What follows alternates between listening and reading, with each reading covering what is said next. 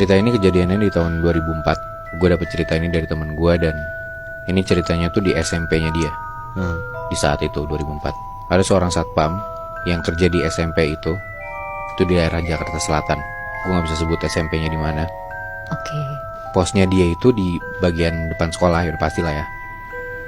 Dan nama satpamnya ini Rinto. Dia tuh umurnya 26-27an lah.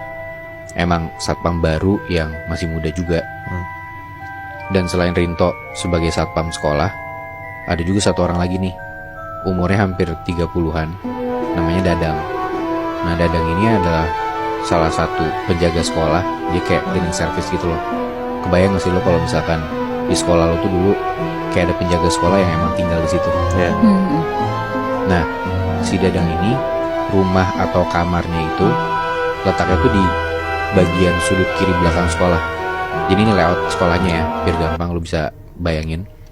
Jadi itu dari bagian depan, dari bagian posnya si satpam ini di tengah bagian depan sekolah. Ya pasti dong, gerbang sekolah gitu kan.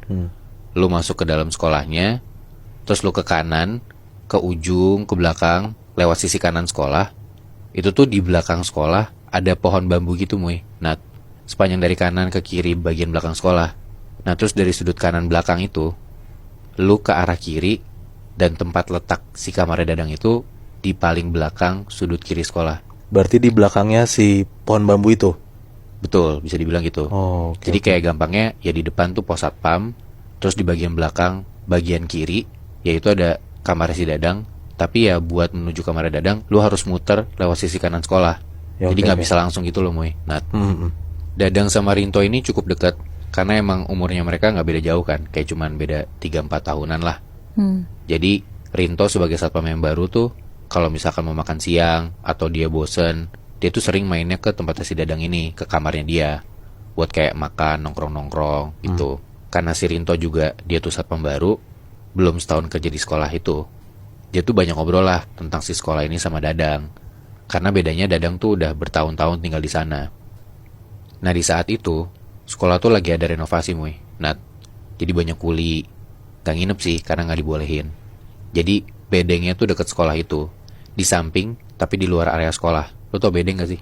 Tahu. Kayak tempat buat tinggal sementara, kuli-kuli gitu loh.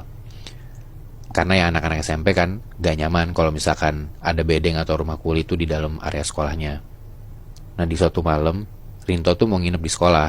Ya otomatis tidurnya sama Dadang dong, di kamarnya Dadang di bagian belakang sekolah itu. Singkat cerita, hari udah malam, dan setelah udah ngerokok-ngerokok depan sekolah, mereka masuklah ke dalam sekolah. Itu sekitar jam 10-an malam. Masuk ke area sekolah, sama tuh kayak yang gue bilang tadi. Dari pos bagian depan, mereka ke ujung kanan dulu, lurus, terus ke belakang, lewat sisi kanan, sampai ke ujung, baru tuh belok kiri, ngelewatin pohon-pohon bambu yang gue bilang tadi. Panjangnya sekitar 100 meteran lah. Sekolah juga gak gede dan gak kecil, kayak biasa aja.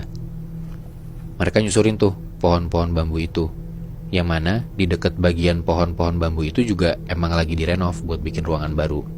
Jadi kayak banyak kayu-kayu, banyak semen, agak-agak berantakan lah di sisi kanan belakang itu. Terus tiba-tiba pas lagi nyusurin pohon-pohon bambu itu, si Rinto ngerasa kayak ada biji atau buah kecil tuh yang kena di pundaknya dia. Jadi kayak dari arah belakang kayak dilempar sama orang gitu loh. Terus Rinto respon, apaan tuh? Dari situ tuh Dadang langsung nengok, terus dia teriak ke arah belakang, jangan ganggu. Agak bingung tuh si Rinto, kayak maksudnya apaan nih gitu. Dia di dalam hati agak mikir, apa emang ada kuli nih yang iseng buat nginep di sekolah terus nimbukin gue gitu. Karena sebelumnya emang sempat ada yang kegap. Ada satu orang kuli, dia tuh pakai bagian belakang ruangan yang kayak baru jadi gitu. Terus kayak si kuli ini ngewe sama istrinya di situ. Nah, nggak boleh kan? Ya sekolah juga gitu loh. Makanya dari situ ya bedengnya ditaruh di luar sekolah. Jadi nggak boleh ada lagi tuh si kuli-kuli ini nginep. Udah tuh singkat cerita mereka masuk ke kamarnya Dadang, nonton TV, ngobrol-ngobrol, sampai sekitar jam 12-an malam. Rinto ini mau keluar buat patroli. Dadang bilang ke Rinto, ngapain lu patroli? Udah kosong juga, pintu depan juga pagar sekolah udah dikunci. Gak usah, udah di dalam aja, ntar lagi juga kita ngantuk, kita tidur gitu kan. Tapi si Rinto ini maksa, kayak enggak, udah gue mau patroli keliling sekolah aja sekali. takut tiba-tiba ada kuli malam-malam, bisa aja kayak mereka manjat gitu kan masuk ke dalam sekolah, terus ngapain gitu. Di situ juga Dadang tetap bilang udah nggak usah, tapi Rinto maksa banget. Gue juga nggak tahu kenapa tuh Rinto mau kayak gitu. Tetap keluarlah si Rinto itu dari kamarnya Dadang. Dia patroli sendiri. Dia keluar kamarnya Dadang, dia nyusurin tuh pohon-pohon bambu di bagian belakang sekolah itu. Dia ke sudut kanan, terus dia ke depan tuh, habis itu ke depan bagian sekolah. Pas dia nyusurin pohon-pohon bambu itu, Rinto tuh kayak ngerasa dada Dadang merinding juga. Karena kok kayaknya somehow dia tuh ngerasa, gue belum pernah nih ngelewatin pohon bambu ini tengah-tengah malam gini sendirian. Tapi ya udahlah, ide dia sendiri juga kan buat patroli keluar. Dia jalan aja tuh. Dia jalan ke bagian depan sekolah, terus ke sisi kanan sekolah. Gak ada apa-apa, semua aman-aman aja. Lampu juga udah pada hidup. Terus dia balik lagi tuh ke bagian kanan sekolah. Terus itu terus ke belakang, lewatin pohon-pohon bambu. Nah bedanya, kalau di bagian belakang sekolah tuh gak seterang yang bagian depan. Karena yang bagian depan ya ada lampu-lampu buat ruangan-ruangan kelas. Tapi kalau di belakang tuh bener-bener gelap gitu loh. Terus pas si Rinto ini udah sampai di bagian pohon-pohon bambu itu, di antara gelap itu dia ngedengar ada suara kresek-kresek gitu loh. Kayak ada suara langkah kaki yang jalan. Dicari tuh sama si Rinto, suaranya dari mana. Dia senterin tuh pakai HP-nya dia. Dan pas dilihat, jauh di depan dia, itu ada sepasang kaki gede banget. Ukurannya 3 kali kaki manusia. Pas disenter ke bagian atas, di bagian lutut, ternyata gak ada apa-apa Muy. Nat, emang cuman kaki, terus daging doang. Dan tulang lututnya kelihatan. Ini di balik pohonnya? Di deket pohon-pohon bambu itu Muy.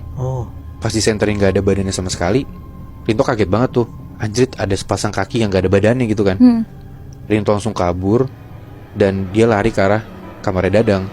Di situ tuh Rinto lari kenceng banget. Dan rasanya pas dia udah lari kenceng tuh, tapi kok gak sampai-sampai gitu loh. Dan tiba-tiba aja Rinto tuh kesandung. Pas disenterin ke belakang, dia ngelihat apa yang bikin dia kesandung tadi. Ternyata Muy, Nat, itu kaki yang dia lihat tadi. Kaki yang 3 kali kaki manusia itu tuh bikin dia kesandung dan jatuh. Dan gak lama kakinya ini ngejauh, jalan aja, ninggalin dia. Di situ Rinto langsung bangun, dia kabur lagi, dia ngos-ngosan dan sampailah di kamarnya Dadang. Dia langsung cerita tuh ke Dadang apa yang dia lihat. Tapi di situ Dadang bilang kalau dia tuh udah tahu sebenarnya, makanya dia nggak mau keluar kamarnya. Karena ternyata kaki yang dilihat itu tuh emang penunggu si sekolah ini. Tapi Dadang juga nggak bisa jelasin gara-gara dia tuh takut. Seakan-akan tuh dia nggak berani ngomongin sama sekali penunggu ini. Kayak kalau disebut namanya tuh dia takut muncul atau kayak ngedatengin dia gitu loh. Tapi bentukannya emang cuma kaki doang deh. Emang cuma kaki doang Muy. Nah besokannya Rinto tuh sakit selama beberapa hari. Dan semenjak itu Rinto tuh gak mau lagi buat nginep di sekolah. Ini berarti yang tahu kalau misalnya penunggu sekolah itu ada si sosok kaki ini emang cuman si Dadang doang? Setahu gue sih ya Muy, Dadang doang. Tapi ya Dadang udah bener-bener legowo aja. Asalkan gue malam-malam gak keluar kamar, dia gak akan ganggu gue gitu loh. Gila, tapi berani banget ya. Karena menurut gue si kaki ini kan berarti tinggalnya deket kamarnya si Dadang kan? Bener. Kayak dia masih berani aja tinggal di sekolah gitu loh. Gue gak tahu sih apakah emang Dadang gak punya pilihan lain gitu ya selain tinggal di sekolah itu. Tapi memang Dadang udah tahu kalau ternyata kaki ini tuh emang penunggu yang udah lama ada di tanah itu. Bahkan mungkin si penunggu ini tuh udah ada sebelum sekolah ini dibangun. Tapi Bi, si Dadang itu sebenarnya tahu nggak background story dari kaki ini tuh gimana? Sebenarnya tuh teman gue nyeritain Nat, lebih detail tentang si penunggu ini siapa. Bahkan dia nyebutin namanya. Cuma teman gue wanti-wanti banget buat nggak boleh namanya disebut. Kayak yang tadi gue bilang, Dadang aja nggak berani nyebut buat makhluk ini tuh siapa namanya.